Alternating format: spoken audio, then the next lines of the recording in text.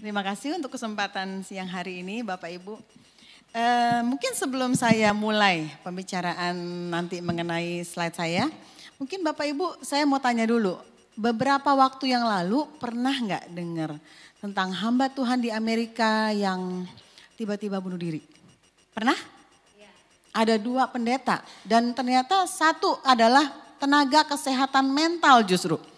Dia justru yang mengkonseling orang-orang yang mengalami gangguan jiwa. Satu lagi adalah pendeta dari gereja yang cukup besar. Waktu kita ke sana ke Amerika kemarin, ternyata dia adalah pendeta dari ribuan jemaat. Dan cukup menggoncang hamba-hamba Tuhan di Amerika. Kok bisa? Seseorang hamba Tuhan yang hebat kok bisa bunuh diri? Kira-kira Bapak Ibu waktu dengar itu gimana? Gak berapa waktu lagi, dari bunuh diri itu, tiba-tiba hamba Tuhan yang terkenal menciptakan lagu Hillsong, tiba-tiba menyatakan bahwa dirinya gak percaya Yesus. Kira-kira yang kita pikirkan apa pada waktu itu? Waktu dengar berita itu. Mungkin sama-sama kok bisa gitu. Ya saya juga berpikir kok bisa. Tapi saya langsung berpikir apa ya yang terjadi sama dia. Nah saat ini kita mau belajar ternyata dari kehidupan seseorang kita gak bisa menyatakan bahwa oh kamu khawatir ya berarti kamu gak beriman.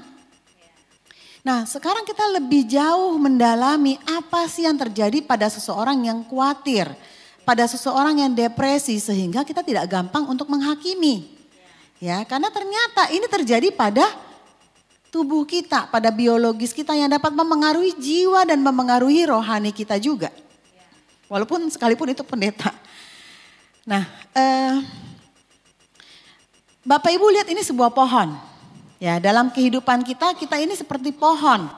Yang dalam sehari-hari, kalau kita lihat Bu Sandy, kita lihat apanya?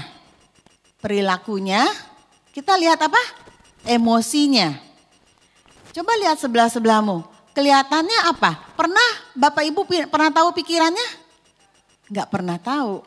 Yang kita sehari-hari lihat dari suami kita, dari anak kita adalah perilakunya dan emosinya.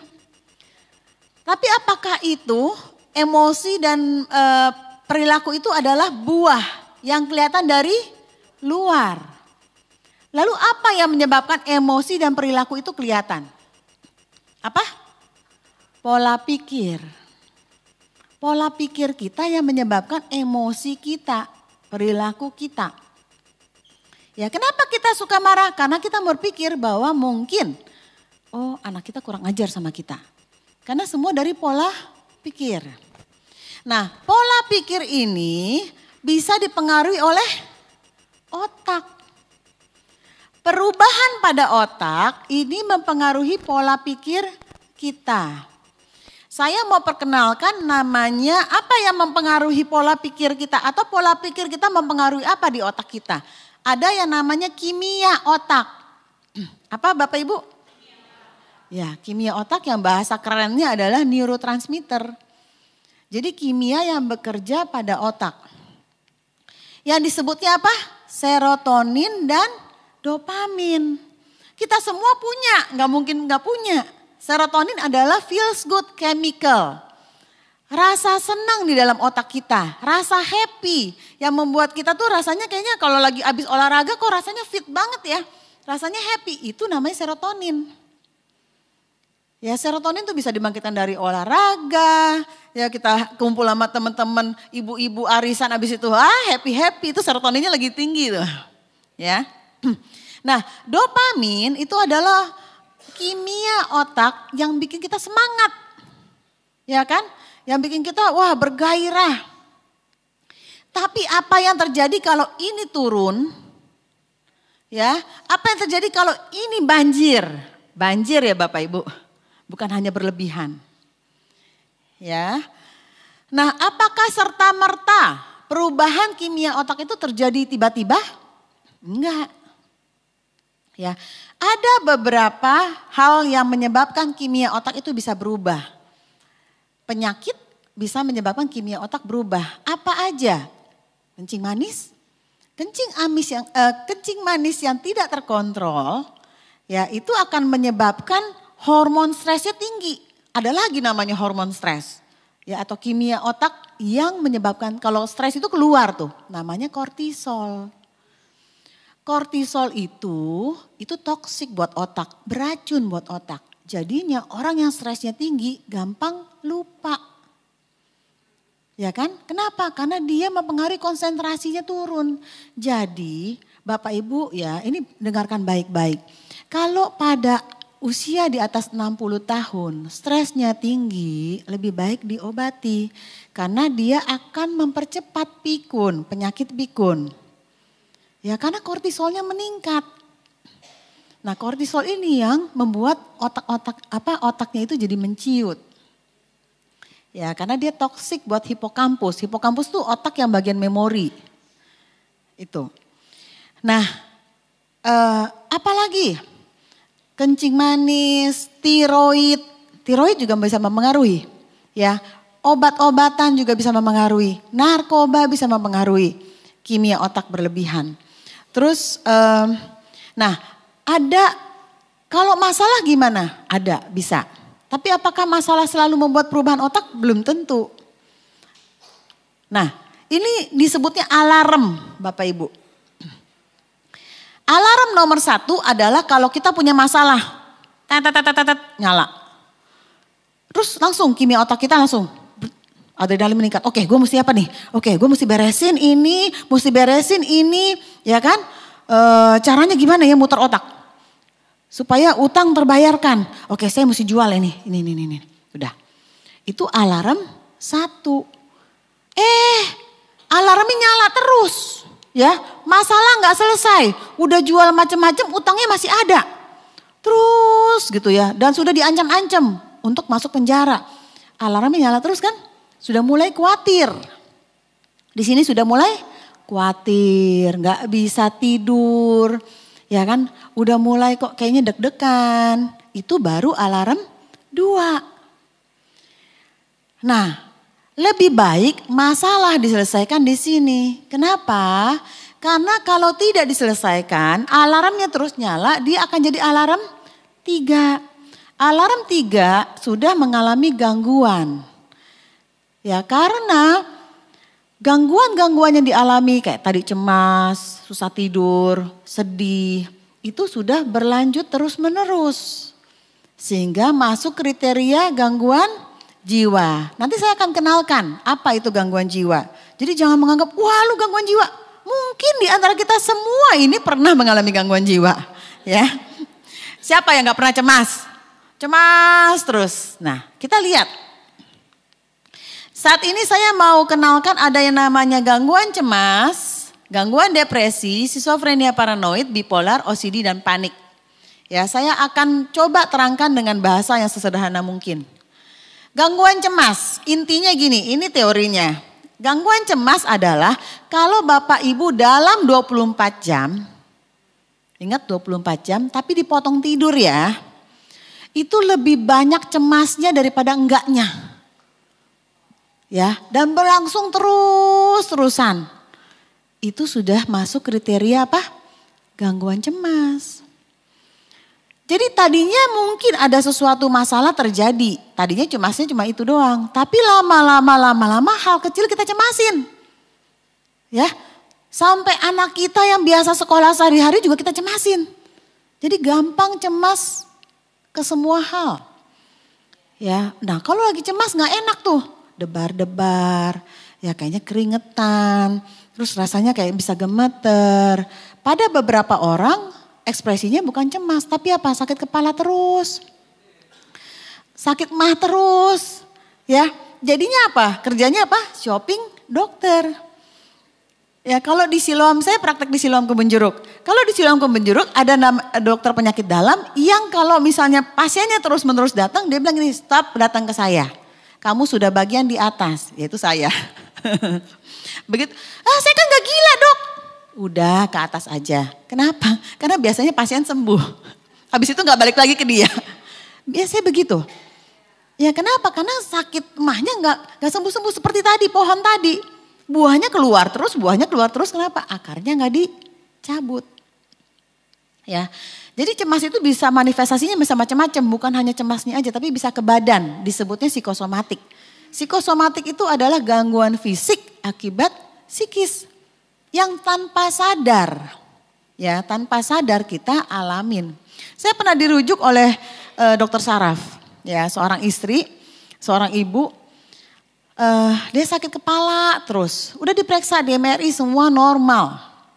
Lalu kemudian saya tanya, saya gali-gali, lalu dia cerita, iya suami saya udah lama berangkat ke Aceh sebagai militer.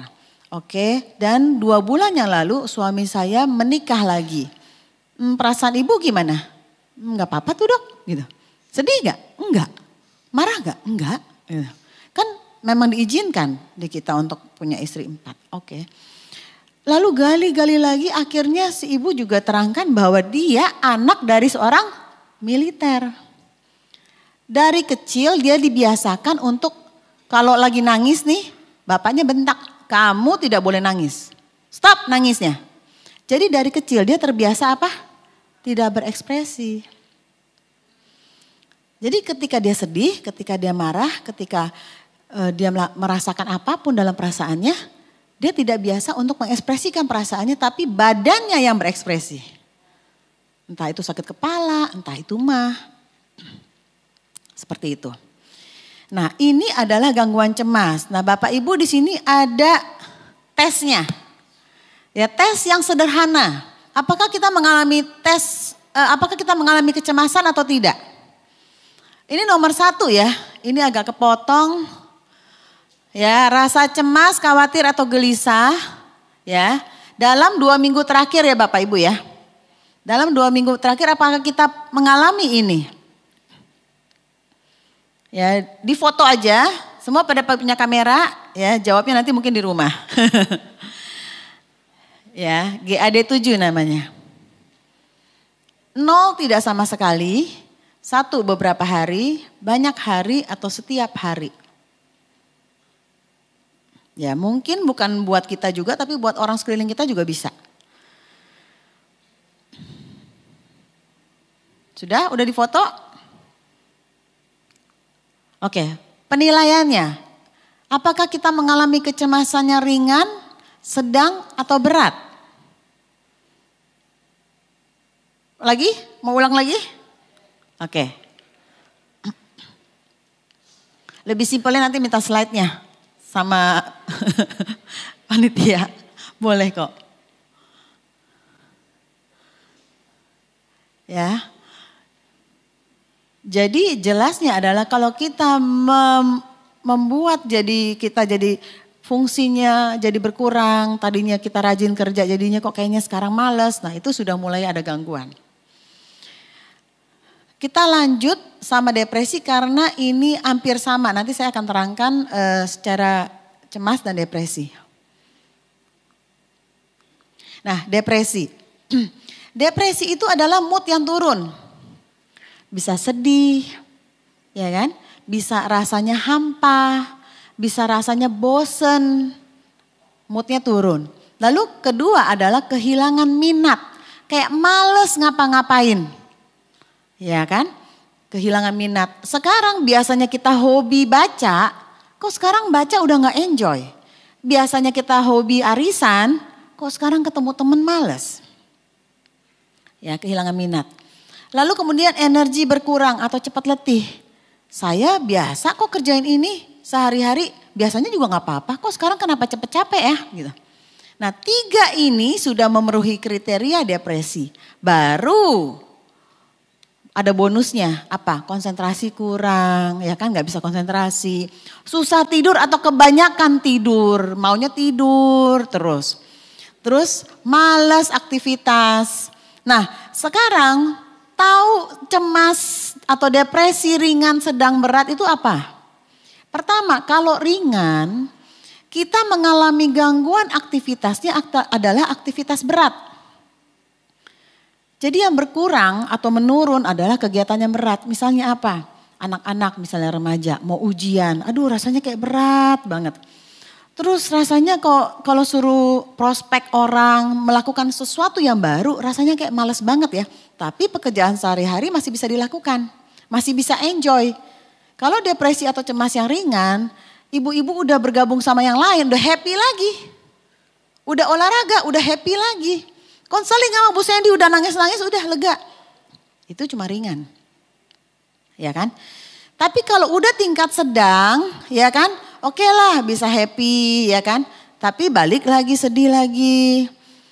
Dan rasanya kayaknya susah banget untuk terima nasihat. Nah, konselor-konselor di sini yang mengkonseling orang yang depresi, orang yang cemas, kok rasanya susah banget ngerti perkataan kita. Ya kan? Dinasehatin kayaknya kok tumpul. Artinya dia sudah depresi sedang. Nah, depresi sedang atau kecemasan yang sedang memang lebih baik dibantu oleh obat. Obatnya apa? Bukan obat penenang, tapi obat serotonin yang meningkatkan apa? Serotoninnya. Kemungkinan kalau serotonin turun, dia susah sekali untuk konsentrasi. Dia susah sekali untuk bangkit. Termasuk apa? Termasuk pendeta. Saya ketemu beberapa waktu yang lalu saya konseling seorang pendeta yang hebat. Lalu kemudian Pak coba ini renungin firman. Wah boro-boro dok, udah gak bisa doa, udah gak bisa baca Alkitab. Pendeta loh. Ya kenapa? Karena dia depresi berat. Rasanya kayak mau mati. Dia bilang, seorang pendeta itu kasihan juga. Kenapa? Karena dia tidak bisa konseling ke siapapun. Malu. Bahkan ke sesama pendeta pun gak bisa. Saya tahu kok apa yang dia omongin. Semua firman saya tahu. Ya kan? Jadi kita naikin serotoninnya dulu. Terus bisa ketergantungan gak dok? Enggak. Karena obat serotonin itu bisa di stop nanti ketika serotoninnya udah stabil. Nah kalau bapak ibu ke dokter gigi, ya kan? Biasanya dikasih apa kalau sakit gigi? Ponstan. Sekarang saya tanya, Ponstan ngilangin sakit gigi nggak? Ngilangin sakit gigi. Tapi kalau Ponstannya di stop, sakit lagi. Kenapa? Karena Ponstan anti sakit tapi dia nggak menyembuhkan. Biasanya bapak ibu lebih nyaman kalau ke dokter umum atau ke dokter penyakit dalam atau ke dokter saraf lalu dikasih Xanax. Dikasih Cipras, dikasih obat penenang, Esilgan untuk tidur. Itu seperti Ponstan. Tapi kalau ke psikiater takut. Kenapa? Takut ketergantungan. Nah terbalik Bapak Ibu. Ya kan? Kalau Bapak Ibu minum obat penenang terus itu seperti cabut buah, petik buah. Tapi begitu gak diminum, kambuh lagi, tumbuh lagi, tumbuh lagi. Gak pernah selesai. Jadi akhirnya apa? Malah ketergantungan.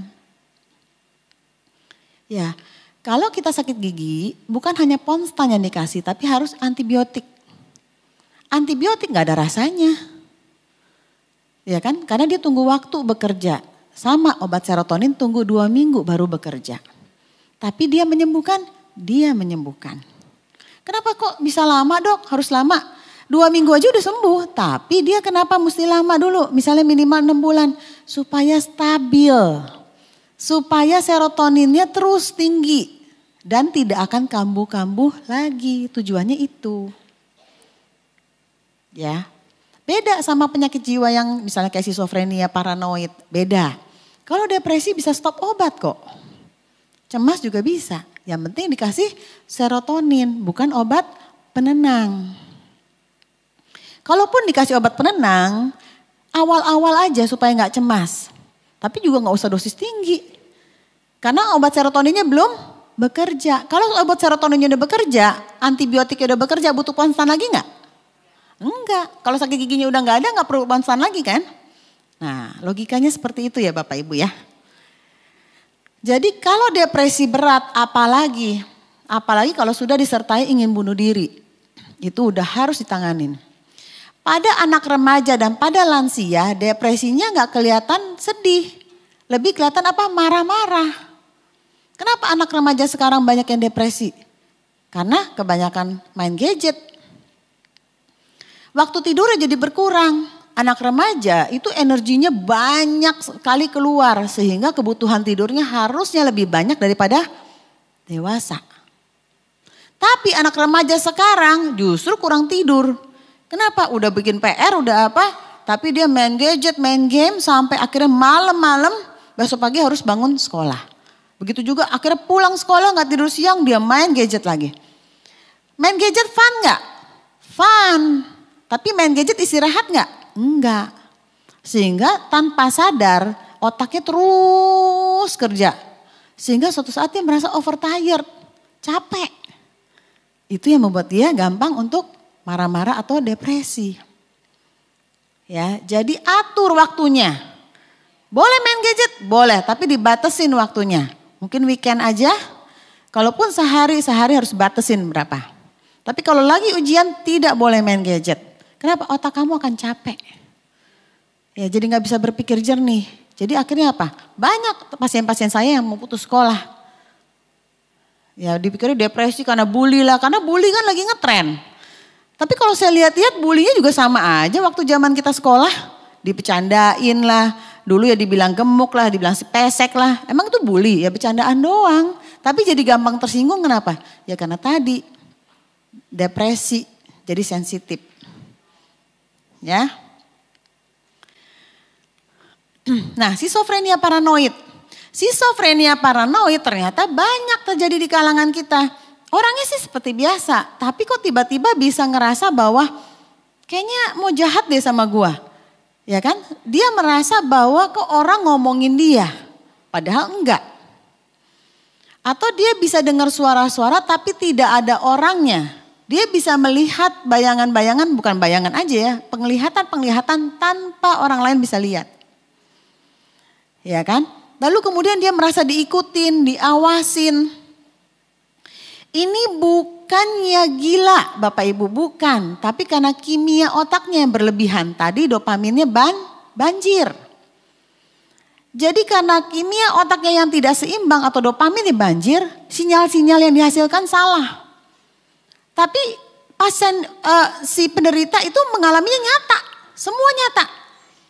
Jadi kalau dibilang enggak, itu enggak kok, dia enggak ngomongin kamu kok, dia enggak mau jahat sama kamu. Tetap kekeh, tetap yakin. Itu yang disebutnya waham. Keyakinan yang yakin banget, walaupun udah dibuktiin enggak, tetap yakin. Itu waham. Dia merasa sebagai utusan nabi, sebagai raja, yang baru-baru ya. Ada di sini yang sebagai raja. Mesti datang ke saya. Ya kan? Itu disebutnya waham. Dia yakin banget bahwa dia raja. Tanpa obat dia gak akan goyah. Ya. Jadi ini bisa disembuhin? Bisa Bapak Ibu. Pada beberapa kasus yang ekstrim adalah gini. Waktu itu saya pernah ketemuin. Jadi di gereja kita ada rehab. Dia itu 12 tahun tidak pernah berobat karena dari keluarga yang tidak mampu. Lalu kemudian teman-temannya reuni, kumpulin uang lalu masukin ke rehab kita. Orangnya sudah rambutnya panjang, ingat yang baru-baru ini ada berita bahwa seseorang rambutnya tikus bisa bersarang di rambutnya? Pernah dengar itu baca berita? Tikus bisa bersarang di rambutnya. Saking tidak pernah dicuci dan itu udah jadi kayak mungkin ijuk ya. Karena dia saking tidur terus jadi sarang itu tikus itu bersarang di rambutnya. Nah anak ini seperti ini. Dia udah gak bisa ngomong sama orang. Dia ngomongnya sama tembok. Ya gigi bolong semua. Buang air di situ. Ya kan. Kondisinya mengenaskan. Padahal baru mungkin 20-an tahun. Lalu kemudian diobati. Ya kan, lalu diobati sampai akhirnya dia bisa ngobrol lagi sama orang tuanya nangis. Tanpa orang tuanya bisa tahu bahwa dia bisa diobatin. Satu lagi kasus yang ekstrim, waktu zamannya tsunami dulu di Melaboh ya di daerah. Jadi seorang yang dipasung ya karena gangguan jiwa ini dan tidak pernah diobati berpuluh-puluh tahun. Yang terjadi apa? Dia seperti anjing. Karena dia dipasung kakinya mengecil, jadi udah gak bisa jalan lagi, dia merangkak. Ya kan, jadi dikasih makan di bawah, dia makannya di bawah. Buang air, semua di lantai. Ya, seorang perempuan. Mengenaskan kan Bapak Ibu, padahal itu bisa diobati. Kenapa sekarang saya bicara di sini adalah untuk membuka wawasan Bapak Ibu. Bahwa gangguan jiwa itu bisa diobati dan kita bisa menyelamatkan masa depan dia. Seringkali kita bawa skizofrenia paranoid ini ke dukun atau ke pendeta. Ditengking-tengking setannya, keluar dalam nama Yesus. Gak keluar. Didoain lagi, keluar dalam nama Yesus. Kalau gak keluar, saya yang keluar. Udah bohwat, udah putus asa pendetanya. Gak keluar ya, iya. Orang bukan setan, ini gangguan jiwa gitu loh. Ya, harus segera ditanganin. Lalu kemudian obatnya gimana? Obat yang dopamin blocker, jadi memblok dopaminnya supaya normal lagi. Begitu dopaminnya normal lagi, langsung bagus. Langsung sinyal-sinyalnya berhenti. Langsung gejala-gejalanya hilang. Artinya apa? Ini penyakit. Bukan gila. Kalau gila gak bisa diobatin. Nah, masalahnya adalah obat yang dari skizofrenia paranoid itu memang panjang. Bahkan bisa dibilang seumur hidup. Jadi gimana kalau di stop? Banyak banget pasien saya di stop sama pendetanya. Beriman, ayo beriman, stop obatnya. Kabur, pendetanya kabur. Padahal obatnya mahal. Ya kan? Obat yang sekarang memang lebih maju. Gak hanya minum obat tiap hari gitu, enggak. Suntik sebulan sekali sekarang sudah ada. Suntik 3 bulan sekali udah ada. Tanpa minum obat, udah ada. Bahkan di Amerika sekarang sudah penelitian terakhir suntik 6 bulan sekali tanpa minum obat. Jadi kemajuan teknologi ini banyak. Sampai nanti saya percaya beriman ditemukan obat yang menyembuhkan total. Jadi tidak perlu minum obat seumur hidup.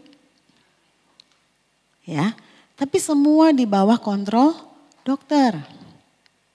Kenapa kok ketergantungan dong dok? Kalau nggak minum obat lagi kambuh lagi. Itu bukan ketergantungan, itu kebutuhan. Karena sama kayak kencing manis. Minum obat gula darahnya turun. Gak minum obat gula darahnya naik. Nah yang salah obatnya apa penyakitnya? Penyakitnya. Jadi sama dengan penyakit ini. Ya. Nih ini. Ya. Ini bedanya tadi tuh. Obat penenang tidak menyembuhkan. Hanya menghilangkan rasa sakit. Nah akan ketergantungan. Obat serotonin atau obat dopamin dia menyembuhkan. Dikonsumsi jangka panjang karena ada kebutuhan, bukan ketergantungan. Oke, bipolar. Bipolar artinya apa? 2 kutub. Jadi moodnya berubah-ubah. Moodnya berubah gak mungkin sehari. Mungkin dalam sebulan dia happy, terus banyak ngomong. Kalau puji-pujian nari-nari, wah heboh. Ada kalanya nanti dia depresi. Ya nari-nari bukan panik, bukan ya. Tapi maksudnya perubahan signifikan, perubahan yang bermakna dari mood. Mood itu perasaan. Ya ada yang namanya manik, boros gitu ya. Nggak bisa dikontrol borosnya pada waktu manik. Wah merasa diri hebat, pede banget. Nah biasanya orang yang lagi manik, wah bikin bisnis baru. Heboh, begitu depresi, bisnisnya ditinggalkan. Ini banyak. Ya karena dia malas ngapa-ngapain, gejalanya sama seperti depresi. Nah Bapak Ibu, bipolar ini harus diobati walaupun dalam kehidupan sehari-hari orang bipolar gak kelihatan gangguan jiwa. Biasa aja. Ya kan, dia datang ke dokter nanti ketika dia depresi biasanya. Kenapa depresinya biasanya gak biasa. Terus mau bunuh diri, terus mau mati. Makanya angka bunuh diri pada bipolar tinggi. Ya sering kali penderita bipolar mau bunuh diri. Contohnya banyak, Robin Williams itu bipolar. Oh Robin Williams? Bukan teman saya, artis di Amerika. Ya, Whitney Houston itu bipolar. Makanya disebutnya penyakit artis. Ya kan, Catherine Zeta-Jones juga dia bilang dia bipolar. Kalau di Indonesia ada Marsyanda. Ya dia bipolar. Dia jadi duta bipolar. Ya sebenarnya harusnya banyak ya, cuman yang mengaku cuman beberapa orang itu. Nah ini juga bisa diobati, kenapa? Karena dopaminnya juga berlebihan. Seringkali bipolar juga bisa disertai dengan tadi halusinasi juga, tapi bukan skizofrenia, tapi bipolar dengan ciri psikotik. Ya sama bisa diobati juga. Diobati dengan apa? Yang menstabilkan moodnya, jadi moodnya lebih stabil. Ya. Oke lanjut, obsessive compulsive disorder. Oh ya, Bapak Ibu nanti di akhir sesi ada pertanyaan tanya jawab. Kalau Bapak Ibu merasa malu untuk bertanya, mungkin bisa disediakan kertas ya. Nanti siapa yang mau nanya tulis di kertas saja, nanti kirim ke depan. Nah, obsessive compulsive disorder. Obsesif itu adalah pikiran yang berulang-ulang. Kompulsif adalah perilaku yang berulang-ulang. Yang gak bisa dikontrol. Dia mau kontrol, mau stop gak bisa. Contoh apa? Cuci tangan. Cuci tangan bisa 10 kali. Ya kan? Udah tahu dia bersih? Udah tahu. Tapi kecemasannya membuat dia selalu balik lagi. Ya kan? Atau cek pintu berkali-kali. Di sini bapak-bapak istrinya berapa kali kalau cek pintu? Kalau 2 kali masih oke. Ya, sekali masih oke. Tapi kalau 10 kali kita capek. Ya kan? Nah, biasanya penderita OCD juga capek Bapak Ibu. Mau kontrol nggak bisa, mau stop nggak bisa. Jadinya dia depresi. Karena capek. Nah, ini bisa diobati. Ya. Kalau itu tadi perilaku lebih gampang stopnya. Lah kalau pikiran gimana? Pikiran nih bisa seseorang ngerasa gini loh. Bisa ngerasa kok kayaknya saya dikutuk Tuhan ya. Terus gitu. Kok saya ketakutan ya bisa bunuh orang tua saya. Ada pasien saya begitu. Tapi terus pikiran itu walaupun dia gak mau mikir, gak bisa di stop. Itu yang bikin dia capek. Itu obsesif ya. Bu, istri saya sukanya kerapihan. Ya kalau lihat apa yang miring dibenerin. Itu bukan OCD, ya itu OCPD, personality, karakter. Kenapa? Karena dia happy bersihinnya, ya kan? Dia bersih-bersih, satu hari bisa 3 kali nyapu ngepel. Atau misalnya dibersihin, apa yang miring dibenerin. Ya pasti kalau yang ketawa itu benerin ya. Biasanya ya ngalamin ya. Itu gak apa-apa, itu biasanya karakter. Ya karakter obsesif kompulsif. Tapi hati-hati kalau ada masalah yang berat bisa terjadi ini juga. Ya OCD. Nah gangguan panik. Gangguan panik ini adalah gangguan jiwa yang paling gampang diobatin. Tapi waktu ngalamin setengah mati. Betul-betul setengah mati. Kenapa? Ngerasa kayak mau mati. Pernah gak ada Bapak Ibu di sini yang ngalamin kayak serangan jantung. Tiba-tiba hebat, cemasnya hebat sekali gitu ya. Waduh, putus napas, kayaknya sesek gitu kayak kecekek. Ya kan? Dada sakit, keringetan, debar-debar. Langsung apa? Ke IGD. Biasanya pas di EKG normal. Itu gangguan panik. Dokter IGD-nya selalu kasih apa? Xanax. Begitu minum Xanax, langsung tenang, langsung oke. Tapi balik lagi, kalau gangguan panik gak diobati dengan benar, dia akan terus kambuh, terus kambuh. Awalnya mungkin cuma 5 menit, lama-lama lebih panjang. Ya kan? Dan lama-lama kok lebih cepat ya kambuhnya ya. Kenapa siklusnya lebih banyak kambuh? Nah, gangguan panik itu sering disertai dengan cemas antisipasi. Jadi cemas, aduh nanti datang gak ya paniknya? Terutama di kemacetan. Jadi dia selalu menghindari naik mobil di tol. Takut terjebak di macet, dia gak bisa nafas. Sering banyak pasien saya yang mengalami kayak gitu. Lalu biasanya dia parkir di bahu jalan, lalu kemudian dia pulang naik kendaraan umum. Karena gak tahan sama macetan itu. Ya, karena gangguan panik atau di lift. Di lift tiba-tiba sesek gitu ya. Atau misalnya di ketinggian, tiba-tiba sesek nafas, tiba-tiba panik. Itu fobia juga, di bagian dari gangguan panik. Nah, saya akan ajarin Bapak Ibu untuk terapi awalnya.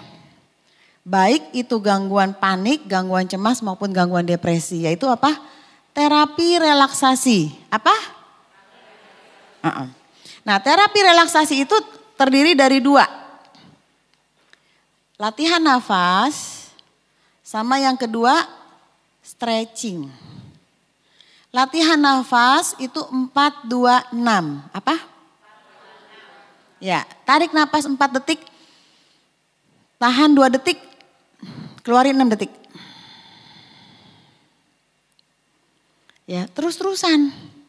Kenapa? Kalau pasien-pasien yang pasien cemas saya datang ke praktek, rata-rata waktu ngomong dia nggak berasa bahwa dia tahan napas. Saya udah tahu, Pak, masih tegang ya Pak. Kok dokter tahu Bapak tahan napas? Masa sih nggak nyadar? Coba kalau Bapak Ibu nonton bioskop, apa? Misalnya Fast Furious. Dari awal sampai akhir kan tegang terus gitu kan. Nyadar nggak kalau tahan napas? Kecuali kalau makan popcorn. Ya otomatis napas kan. Tapi kalau nggak nonton popcorn, wah tegang terus. Toto kok pulang bioskop kok kayaknya kenceng banget di kepala. Ya kan? Kenapa? Karena oksigennya kurang. Jadi kita nih ya kan yang suka pegel-pegel sininya, kurang tidur. Tidur itu bisa sulit karena ininya kenceng juga.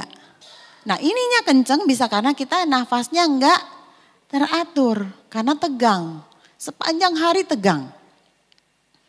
Coba latihan nafas, nah ingetin pasangannya, nafas. Serius. Ya, jadi kadangkala itu hal yang simple, tapi ternyata powerful. Ya kan, 4, 2, 6. Jangan 4, 5, 6, tahannya kebanyakan. 4, 2, 6, tarik napas 4. Tahan 2 detik, keluarinnya pelan-pelan. Kenapa keluarinnya 6 lebih banyak? Karena orang yang cemas senangnya buru-buru. Ya kan? Ayo Pak, coba tarik napas. Cepet-cepet keluarnya. Pak, nafas gak bayar. Jadi nyantai aja gitu. Oh iya ya. Ayo siapa di sini yang kalau apa? Ayo cepetan. Waduh nih gereja udah telat. Ayo kamu dandan terus sih, cepetan. Nah biasanya buru-buru kalau naik mobil. Wah ngebut. Padahal abis ini gak kemana-mana. Mau pulang juga gitu. Belajar nyantai ya, belajar slowly. Kalau emang gak perlu buru-buru. Itu akan menurunkan, wah kayaknya banyak yang ketawa biasanya banyak nih kayak gini. Ya kan? Jadi turunkan ketegangan dengan lebih apa? Lebih slow, lebih nyantai. Oh iya, abis ini nggak ada apa-apa kan? Ya udahlah, nyantai. Ayo kita ngopi yuk, happy apa? Nggak semua harus buru-buru. Ya, tarik napas panjang, keluarin pelan-pelan. Nah, yang kedua adalah stretching. Stretching gimana? Banyak orang gini stretchingnya, kretek. Aduh, saya kalau dengar kayak gitu, aduh. Kenapa? Ini perlu disayangin Bapak Ibu leher. Kalau dari muda suka kretek-kretek, nanti udah tuanya takutnya perkapuran. Ya karena terlalu jadi ada nanti spur tumbuh tulang. Itu yang menyebabkan nanti sarafnya suka kejepit. Jadi kalau kita stretching itu harus 10 detik tarik. Ya, 10 detik tarik. Terus ininya juga tarik. Coba Bapak Ibu praktekin. Ya, tarik juga gitu. Kalau Bapak ngerasain ya, Bapak Ibu ngerasain, habis tarik begitu, ototnya rasanya kayaknya kayak renggang. Itu artinya kita banyak tegang. Kadangkala penyakit seorang sekretaris itu adalah dia bertahan dalam satu posisi. Satu posisi yang terus menerus begitu, itu akan membuat ketegangan otot. Itu yang susah tidur. Jadi stretching, mau dipijit, pijit itu cuma apa? Cuma permukaan, cuma otot permukaannya doang. Tapi kalau kita mau benar-benar regang, itu harus ditarik. Ya supaya rileks. Nanti dipraktekin di rumah. Ya terus-terusan. Jadi seorang sekretaris atau seorang programmer yang terus di komputer, setiap 1 jam sekali stretching. Tarik nafas. Nanti tidurnya enak. Begitu juga kalau kita mau tidur. Nah Bapak Ibu yang terutama yang lansia. Tarik nafas, keluarin pelan-pelan sampai akhirnya tidur. Kenapa lansia lebih banyak ngalamin kesulitan tidur? Karena memang beda dengan waktu muda. Waktu muda, jadi gini, tidur itu ada grade-nya. 1, 2, 3, 4. Grade 1 itu kita masih ngeh. Oh ada orang masuk. Grade 2 juga masih mimpi-mimpi, masih belum deep sleep. Grade 3 itu udah tidur dalam. Ya, tidur dalam tuh biasanya ngorok lah, ya kan, udah mulai dalam. Lalu grade 4 itu sangat dalam. Nah, masalahnya kalau sudah berumur di atas 50 tahun untuk tidur grade 4 itu mungkin nggak ada.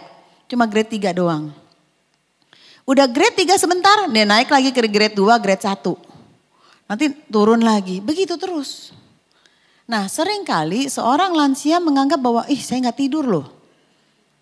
Ya, padahal dia tidur. Sehingga seringkali seorang lansia minumnya obat tidur. Kenapa dia mau deep sleep? Padahal itu tidur yang normal buat seorang lansia. Memang dia naik turun. Jadi ada kalanya nanti dia aware, jam 4 bangun pipis, terus nanti susah lagi tidur. Gak apa-apa, tidurin aja. Memang prosesnya begitu. Ya.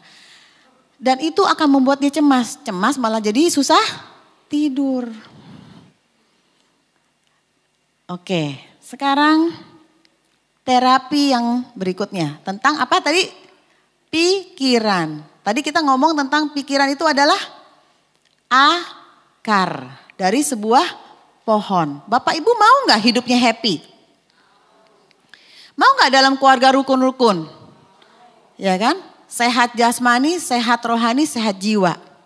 Nah caranya adalah seperti ini. Seorang dokter di Australia namanya Caroline Leaf. Dia menemukan bahwa ternyata seorang yang terus khawatir, pas di imaging otaknya jepret. Ternyata itu seperti saraf-saraf yang mati. Ya kan? Lalu dia menghasilkan kimia-kimia otak yang gak bagus buat badan. Badan jadi gampang sakit, badan jadi gampang capek. Kalau kita khawatirnya terus menerus. Tapi lalu kemudian dia menemukan lagi, karena dia hamba Tuhan juga ya. Orang yang merenungkan firman Tuhan terus menerus siang dan malam. Pas dia imaging sarafnya di foto, ternyata keadaan sarafnya itu bagus sekali. Seperti pohon yang subur. Dan menghasilkan kimia-kimia otak yang menyehatkan badan. Jadi kesehatan tubuh kita itu dipengaruhi oleh otak kita, dipengaruhi oleh pola pikir kita. Jadi mulai dari setiap pagi renungkan firman Tuhan.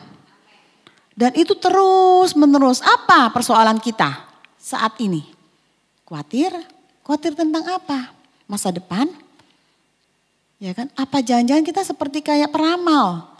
Seperti kayak kita bisa ngeramal masa depan nanti akan sesuatu yang buruk begini-begini. Nah itu pola pikir kita yang salah. Renungkan firman Tuhan bahwa sampai masa tuamu, aku Tuhan yang menggendong kamu. Jadi ngapain kamu khawatir terus menerus. Bapak Ibu, orang yang khawatir, kalau dia khawatirnya baru, itu gampang dikoreksi. Tapi kalau orang yang biasa khawatir, itu gak gampang. Kenapa? Karena struktur otaknya udah berubah. Sudah terbentuk automatic thinkingnya, pola pikir otomatisnya adalah khawatir. Begitu terjadi suatu masalah langsung khawatir. Itu udah biasa. Nah caranya adalah kita mau stop khawatir kita. Jadi kalau Bapak Ibu udah biasa jalan nih, tiap hari khawatir, takut, kita mau stop, kita mau tutup jalan ini. Apakah cukup cuman stop doang? Ditutup jalan ini? Enggak. Bapak Ibu harus bikin jalan yang baru supaya gak balik lagi. Jalan yang baru apa? Mulai dari pola pikir yang benar. Oh ya, saya berjalan sama Tuhan. Yesaya 41 ayat 10, jangan takut. sebab aku menyertai engkau. Jangan bimbang sebab aku ini Allahmu. Aku akan menolong engkau, akan menyertai engkau. Aku memegang engkau dengan tangan kananku yang membawa kemenangan. Oh ya, aku pegang. Sekalipun apapun situasimu, engkau sakit atau kekurangan, terlibat utang, pegang janji Tuhan. Jadi setiap hari kita renungin selama berapa? 21 hari. Selama 21 hari itu akan membentuk otak kita mulai berubah. Tadinya kita otaknya terus khawatir, struktur otak kita mulai berubah. Mulai itu tumbuh. Tapi kita harus ulangin 2 kali 21 hari. Jadi total 3 bulan. Renungin terus, maka syaraf-syarafnya bisa berubah. Coba Bapak Ibu kenalin, emosi apa yang sekarang lagi Bapak Ibu alamin? Cemas, depresi, takut. Kenapa? Apa pola pikirnya? Kita nggak bisa atasin takutannya, kita nggak bisa atasin kecemasannya, kecuali kalau kita koreksi apa? Pola pikirnya. Jadi Bapak Ibu kita buka yuk sama-sama. Roma 12.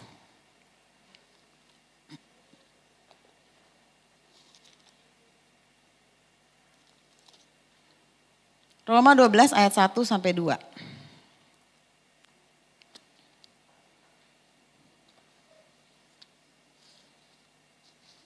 Kita mau baca sama-sama.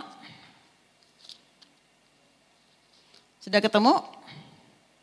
Roma 12 ayat 1 sampai 2. 1, 2, 3. Karena itu saudara-saudara, demi kemurahan Allah, aku menasihatkan kamu supaya kamu mempersembahkan tubuhmu sebagai persembahan yang hidup, yang kudus dan yang berkenan kepada Allah. Itu adalah ibadahmu yang sejati. Janganlah kamu menjadi serupa dengan dunia ini, tetapi berubahlah oleh pembaharuan budimu, sehingga kamu dapat membedakan manakah kehendak Allah, apa yang baik, yang berkenan kepada Allah, dan yang sempurna. Di bahasa aslinya adalah berubah pola pikir kita, berubah imajinasi kita. Kalau kita membayangkan yang buruk-buruk, ayo ubah. Ya, ubah bahwa oh ya Tuhan kan Allah yang luar biasa, Allah yang tidak ada yang mustahil bagi dia. Kita bayangkan bahwa kalau kita angkat tangan, Tuhan yang maha besar itu turun tangan. Tapi kalau kita terus khawatir kita turun tangan, Tuhan juga angkat tangan. Pilih mana? Udah kita berserah sama Tuhan aja biar Tuhan turun tangan. Oke, sebelum tanya jawab kita akhiri dengan doa yuk. Bapak, Engkau mengenal setiap kami di tempat ini, Engkau mengenal pikiran dan hati kami Tuhan. Engkau terus berbicara buat setiap kami di tempat ini Tuhan secara pribadi. Apa yang menjadi kehendak-Mu, apa yang menjadi isi hati-Mu buat setiap kami pribadi. Karena kami tahu bahwa Engkau sayang kami Tuhan, Engkau sayang keluarga kami. Dan Engkau terlebih rindu untuk menyembuhkan dan memulihkan kami Tuhan. Engkau jamah setiap hati dan pikiran kami. Kami mau terus Tuhan melakukan terus Tuhan bersama Engkau. Supaya kami terus sembuh. Supaya kami terus Tuhan bisa bersuka cita hari demi hari. Dan melayani Engkau Tuhan dengan segenap hati kami. Kami serahkan Tuhan setiap pribadi kami, keluarga kami ke dalam tangan-Mu. Kami percaya bahwa Engkau Allah yang terus bekerja dalam hidup kami Tuhan. Dalam nama Tuhan Yesus, amin. Oke, saya buka tanya jawab. Mungkin ada yang bisa langsung mau bertanya, boleh? Cek. Oke. Terima kasih atas kesempatan pada saya. Pertama, saya sangat bersyukur pada pagi ini. Saya mendapat banyak pemahaman tentang masalah emosi, di mana memang ini sering terjadi dalam hidup. Mungkin bukan cuma sama saya aja, tapi saya percaya yang hadir pada pagi ini juga menghadapi hal yang sama. Pertanyaan saya masalah pada saat kita diperhadapkan dengan seseorang, mungkin di masalah teman kantor atau atasan yang selalu diperhadapkan dengan tipikal yang sangat emosional, yang mungkin sesuatu yang bisa dipercakapkan dengan secara perlahan. Namun karena tipikal seorang ini sangat emosi dan mudah harus marah. Nah, sedangkan kalau dan pada saat itu saya menghadapi masalah ini, saya akan mengambil satu pemahaman bahwa orang ini, saya harus belajar memahami, mengenal karakter pemimpin saya, atasan saya. Dan itu memang saya sampai kadang-kadang terjadi satu kecemasan ya. Nah, apakah ini pertanyaan saya, apakah masalah ini akan menular atau bagaimana ya? Karena memang ini bukan terjadi pada saya. Kalau saya tipikalnya saya harus menghadapi. Saya tidak pernah lari dari persoalan. Saya akan apapun situasinya, saya akan berhadapan. Tetapi korban, teman saya itu akhirnya menghilang. Nah, itu sangat saya juga merasa beban ya. Kenapa gitu loh? Saya sedih karena orang ini tidak menyelesaikan tapi menghindar dari persoalan itu. Pertanyaan saya, apakah ini akan menular? Karena sebagai orang yang beriman, saya percaya bahwa saya ditempatkan di satu posisi atau di satu tempat, itu adalah rencana Tuhan. Pertanyaan saya, apakah ini menular untuk emosional ini? Terima kasih. Jadi gini, yang jelas itu bukan penyakit menular, tapi ini bagus Bu. Sekarang itu bos ya Bu ya. Lah pertanyaannya, kalau itu ternyata suami gimana? Yang tiap hari marah-marah, yang tiap hari sensitif. Atau ayo di sini yang pasangannya begitu gimana? Nah oke, boleh nggak saya minta pinjem uang? Mungkin 100.000, 5.000 juga nggak apa-apa deh kalau nggak ada 100.000. Oke. Ibu coba maju ke depan. Ini duit 50.000 Bapak Ibu ya. Ini bukan sulap. Saya mau tanya sama Ibu. Duit 50.000 ini gambarnya apa? Cowok cewek? Coba Ibu perhatiin lagi. Ibu pakai min? Enggak. Cewek Bu. Cewek. Coba Ibu perhatiin lagi dong. Ya gak boleh Bu.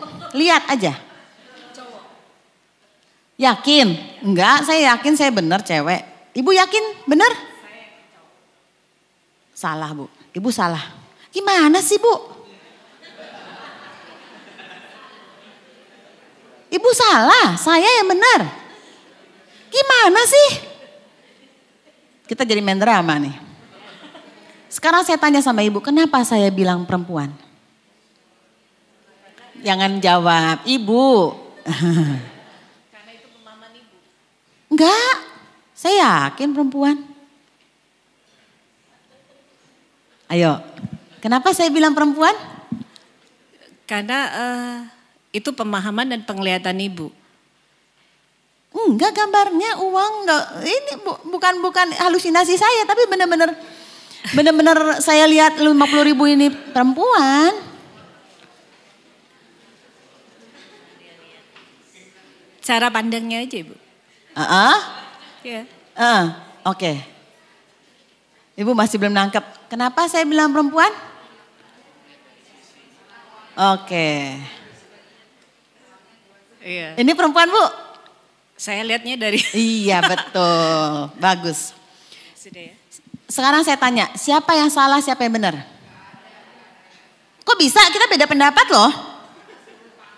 Karena berbeda sudut pandang. Jadi begini, orang yang berbeda karakter, rata-rata suami istri beda karakter nggak? Beda. Orang yang cerewet naksirnya sama yang pendiam nggak? Orang yang pendiam naksirnya sama yang cerewet kan? Nah kan?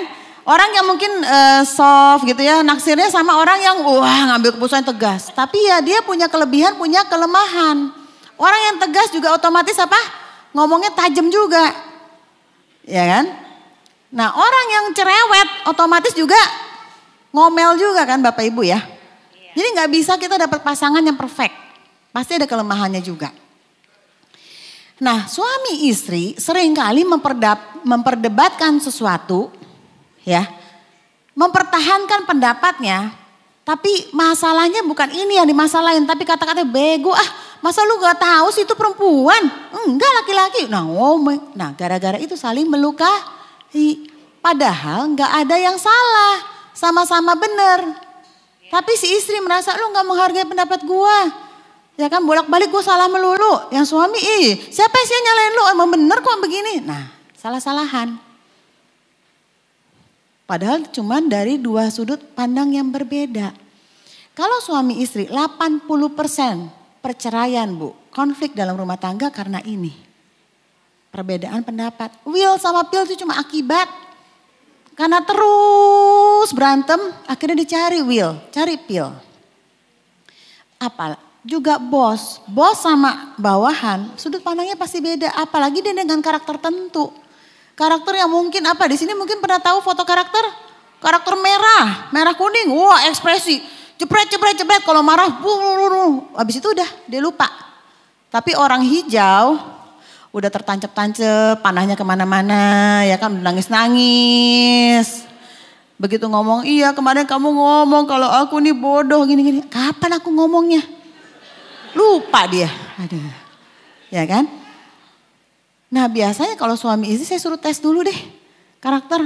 Pas udah dikonselingin pada ketawa, kok sama persis? Ya kan? Padahal komputer yang bikin. Ya iya memang rata-rata begitu. Persoalannya itu-itu aja. Ngerti ya Bapak Ibu? Jadi coba pola pikir yang benar. Jadi bosnya marah. Terus dia gak diambil hatinya. Ngapain? Emang bosnya begitu? Capek kita mikirinnya juga. Ya kan?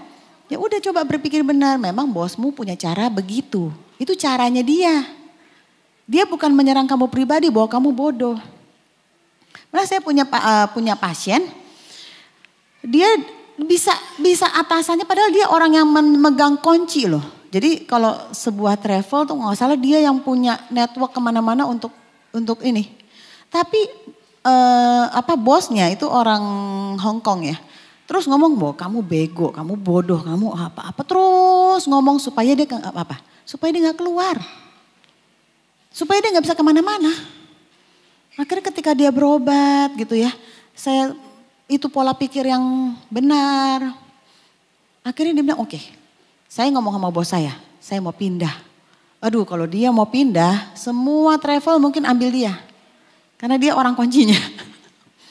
Ya begitu dia ngomong sama bosnya langsung panik. Langsung berubah 180 derajat. Ya, jadi ingat selalu ilustrasi ini Bapak Ibu ya. Kalau kita lagi beda pendapat sama seseorang, apalagi kalau itu pasangan kita. Oh iya uang. Ya. Oke, ada pertanyaan lain? Ayo, ya, Pak. Semangat ya. Yang lain saya kasih kesempatan mungkin karena waktu 2 lagi nanti. Iya Dok, ya. Pertanyaan saya simpel aja, sebenarnya ini diri saya aja ya. Tapi nggak tahu mungkin yang lain juga ada gitu ya. Jadi ini gini, saya ini orangnya gimana ya, kalau dibilang dulu itu saya punya background saya itu militer sekali jiwa saya ya. Jadi ini saya ingin merubah diri saya untuk jadi lebih sabar gitu ya, lebih sabar. Contoh saya ambil gini aja ya. Saya itu kalau orang terintimidasi itu nggak bisa terima saya, gitu ya. Kalau misalnya gini, seringkali terjadi sama saya nih. Kalau saya lihat ada pedagang diintimidasi sama preman itu ini kok preman ini jago banget gitu ya kalau saya ya. Jadi kadang-kadang, sejauh apa ini orang ini gitu. Jadi kalau misalnya saya pikir sama orang tertentu ya, kayaknya kok kalau istri saya itu dia ini sekali ya sabar gitu ya.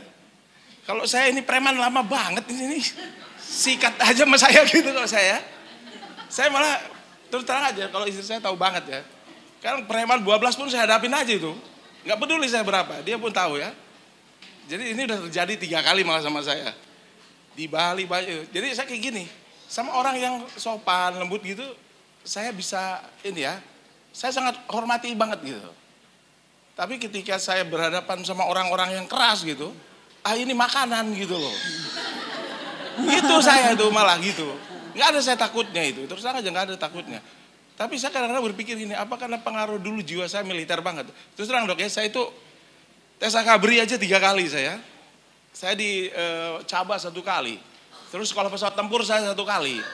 Jadi bayangkan jiwanya militer banget. Terus targetnya juga nanggung-nanggung dulu, saya pikirnya Kopassus kayak begitulah ya. Jadi ibu bisa beri gambaran kepada saya kira-kira. Saya tuh pingin lembut gitu loh, pingin.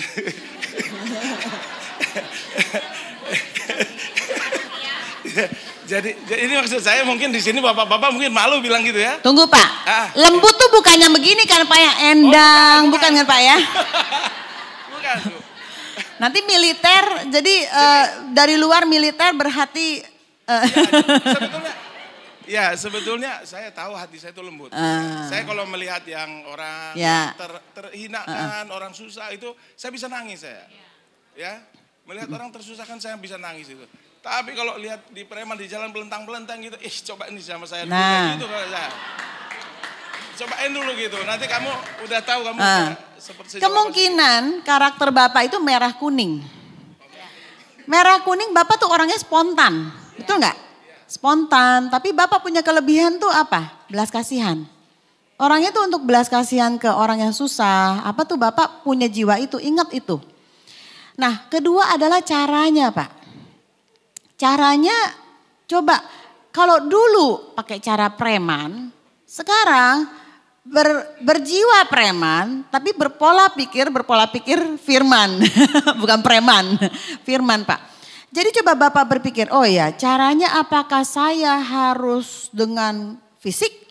Apa Bapak coba dengan cara mungkin lebih ngomongnya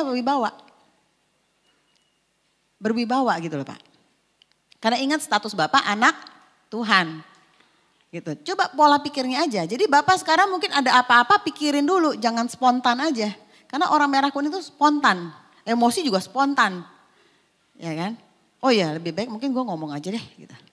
Ya kalau dulu mungkin lebih emosinya merusak, sekarang emosi ya boleh emosi. Bapak gak bisa berubah langsung 180 derajat yang tadinya ada preman getokin orang terus Bapak langsung diem-diem, bodoh amat deh gitu. Enggak Pak, gak bisa. Bapak pasti, kamu ada masalah apa? Udahlah gini-gini. Bapak bisa dengan wibawa. Ya kan Pak? Sama Pak, saya berjiwa bukan preman Pak, tapi Wonder Woman. Dulu kalau ada spion dicongkel gitu, saya kejar. Dalam nama Yesus balikin gak? Balikin sih Pak, untungnya. Pakai dalam nama Yesus dulu. Oke, ada lagi? Jadi pola pikirnya Pak ya yang diubah ya. Ayo Bapak Ibu ada caranya lagi. Yang diperbaiki. Yuk berlomba-lomba mumpung ada Dokter Yosi. Kalau di Siloam tarifnya mahal sekali Bapak Ibu.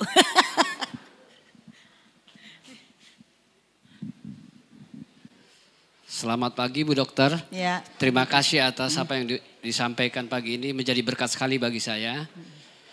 Bu Dokter, saya mau tanya apa beda orang sakit jiwa dan orang gila? Itu saja, terima kasih. Ya. Oke. Jujurnya saya juga nggak tahu Pak bedanya. Gini. Kebanyakan orang menganggap bahwa orang yang sakit jiwa itu gila. Gila kenapa? Karena dia melakukan hal-hal yang di luar logika. Ya kan? Di luar logika. Tapi coba kita di sini sering nggak melakukan kegilaan? Yang nggak masuk logika orang juga. Mungkin. Apakah kita gila? Nggak juga kan Pak. Kata gila itu termasuk kata yang kasar menurut saya. Ada orang gila gitu. Kasar. Jadi sekarang istilahnya itu diperhalus dengan orang dengan gangguan jiwa. Kenapa? Karena ternyata mereka bukan orang yang tidak bisa diobati, tapi orang yang bisa diobati. Termasuk gelandangan yang nggak pakai baju di tengah jalan, sebenarnya dia bisa diobati, sebenarnya harusnya bisa. Tapi memang lebih susah karena dia tipenya adalah schizophrenia hebephrenic. Ya, yang tipenya sangat menurun otaknya. Oh ya, ada satu hal, kimia otak yang berlebihan itu atau dopamin yang berlebihan itu menumpulkan otak.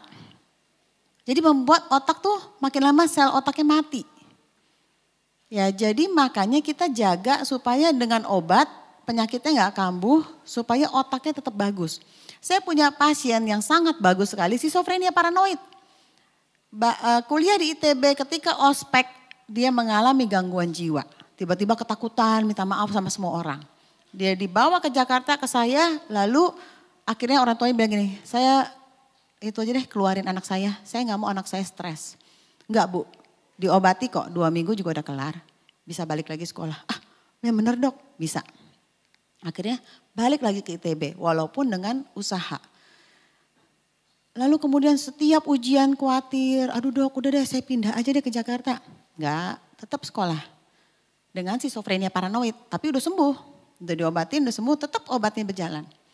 Sampai akhirnya lulus dari ITB dengan cum laude 3,9. Ya summa cum laude. Kapan-kapan boleh tuh suruh bersaksi, dia juga anak Tuhan. Lalu kemudian setelah dari ITB dia bekerja, lalu dia dapat beasiswa di NUS, Singapura. Ya kan? Baru-baru ini lulus. Jadi Bapak Ibu, jangan menganggap orang skizofrenia paranoid udah gak bisa ditolong. Enggak, ketika diobatin bisa berfungsi dengan bagus kok. Ya saya suruh dia bersaksi di depan psikiater-psikiater nih, begini waktu saya kasih seminar ke psikiater-psikiater. Wah semua pada oke. Dia pakai obat suntik tiap bulan, jadi dia gak perlu minum obat tiap hari. Ya, dengan kondisi yang sangat bagus. Bisa melayani Tuhan juga. Ya, mungkin ada lagi pertanyaan? Selamat siang dok. Ya Ini siang. pertanyaan aneh gini. Saya punya sakit ma itu sudah lama. Nah, Saya terus? punya sakit ma sama lama plus pusing. Bonusnya pusing, iya betul. Terus? Berobat terus obat. Tes. Berobat minum obat dokter udah, terus rebus-rebusan apa sudah. Ya gitu-gitu juga dok. Terus ya saya sampai alah sedikit-sedikit alkohol lah. Ya malah nyaman dok. Tidurnya.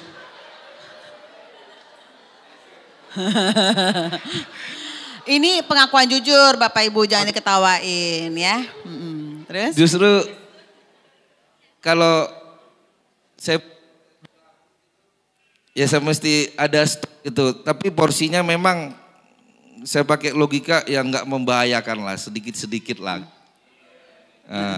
Cuma ya rutinitasnya ya memang terus karena di saat asam lambungnya naik, saya justru kasih nyaman gitu. Iya. Oke. Logikanya begini Pak, kenapa alkohol nggak menyembuhkan lambung Pak. Tapi alkohol itu mengandung obat penenang, ibaratnya menenangkan memang. Jadi lambung Bapak berarti kenapa? Akarnya apa? Cemas. Jadi itu logikanya kenapa alkohol membuat Bapak nyaman, tenang, rileks. Ketika rileks, nyaman, mahnya nggak kambuh. Sekarang pertanyaannya, alkohol itu obat yang menyembuhkan atau bukan? Alkohol itu seperti obat penenang yang cuma sementara aja ngilangin cemasnya, bikin rileks. Tapi habis itu kambuh lagi. Jadi itu seperti buah yang dipetik. Bapak harus dicabut akarnya. Apa yang menyebabkan Bapak cemas? Itu yang dicabut. Ya kan? Kenapa Pak? Lihat istri cemas? Oh, ya. Justru itu yang ditemukan Pak. Karena kebanyakan terus terang dari militer, dari pola asuh tertentu yang mungkin orang tua kita keras, yang waktu kita kecil nggak boleh nangis, nggak boleh. Kita jadi nggak bisa berekspresi, kita nggak bisa kenalin ekspresi kita, itu biasanya larinya ke badan. Ya Pak, mulai kenali ketika Bapak mungkin takut, ketika Bapak mungkin sedih, ketika Bapak apa, kenali dulu, lalu kemudian kenali pola pikir yang menyebabkan Bapak mempunyai perasaan itu. coba dengan cerita ke istri, mungkin ke konselor. Nanti begitu kita bisa berekspresi, mulai gangguan fisik kita mulai hilang. Kalau nggak hilang-hilang Pak, ke Siloam Kebun Jeruk Pak. Ketemu saya. Langsung ketemu Dokter Yosi. Langsung promosi. Oke. Ada lagi? Karena waktu ya. Ya. Ya, sekarang kan Sorry nggak kedengeran. sekarang kan lagi banyak sosial media kan. Nah, kalau tipe orang yang suka selfie itu masuk kategori sakit jiwa nggak? Selfie terus posting gitu loh. Tapi saya suka selfie Bu. Di sini banyak yang suka. Terutama pendeta Ibu. Iya saya Gimana suka. Itu Kejiwaan ya Dok. Enggak, itu bukan sakit jiwa, itu fenomena. Tipe-tipe kuning. Nah ini terakhir ada Ibu mau nanya. Oke, ada 2 terakhir ya. Ini terakhir ya. Oke, boleh. Bapak dulu juga boleh. Ya, makasih atas kesempatannya. Saya mau bertanya soal sakit jiwa ini, Bu. Karena kalau saya sudah mulai berkurang dompet saya sering sakit. Pak, berkurang dompetnya apa isinya, Pak? Isinya. Itu sering khawatir saya kalau udah mulai minus. Saya udah enggak tahu mau kemana gitu. Apa harus jual apa? Itu apa alamiah atau apa, saya kadang-kadang, tapi saya enggak pernah kasih tahu istri sih.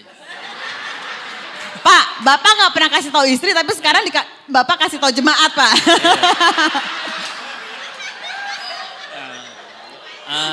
Ada 2, seperti gini Bu. Saya kalau mau bertanya, saya udah kayak mau gimana gitu. Ada khawatir, cemas. Ini apa yang saya mau tanya ya? Apakah ini menyangkut hal semua orang?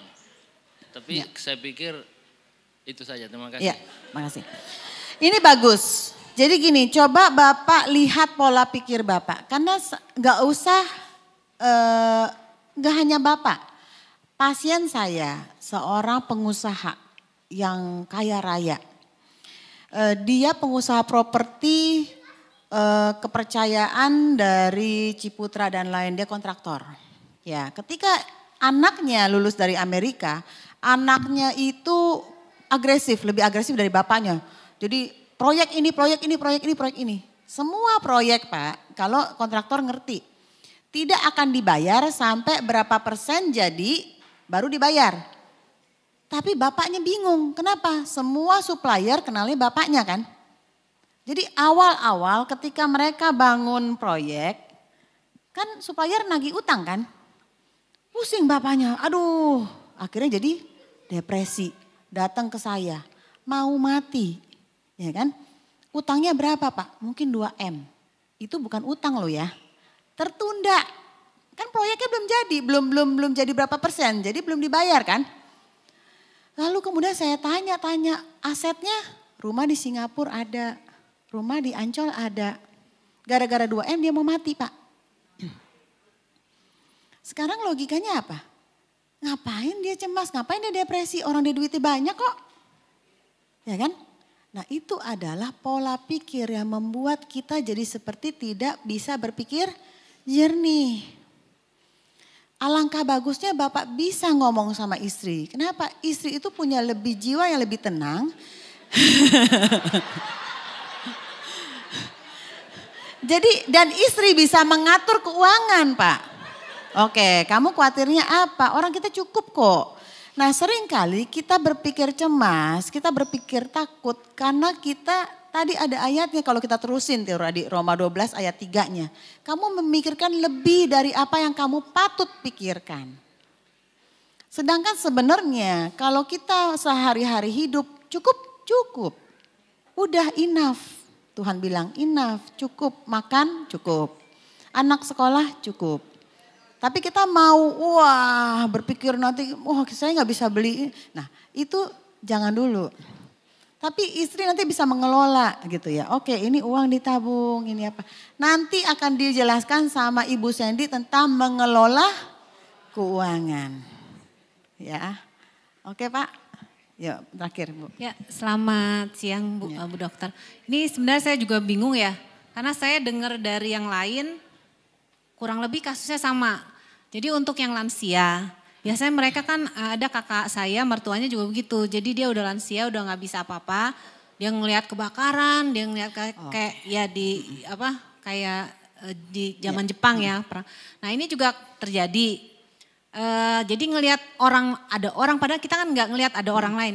Dia ngerasa diomongin, ngerasa kayaknya tuh ganggu banget. Nah selain mengganggu juga karena pada saat lansia ya pola tidurnya berubah dan yang nemenin itu stres gitu loh. Sering kali marah jadi kadang-kadang bingung juga sama orang tua marah-marah ya dosa juga kan. Tapi kita jadi susah bilangin nggak ada dia kekeh. Ya. Nah itu bagus. Gimana caranya? Ini disebutnya adalah BPSD, penyakit BPSD. Behavior Problem Symptoms of Dementia.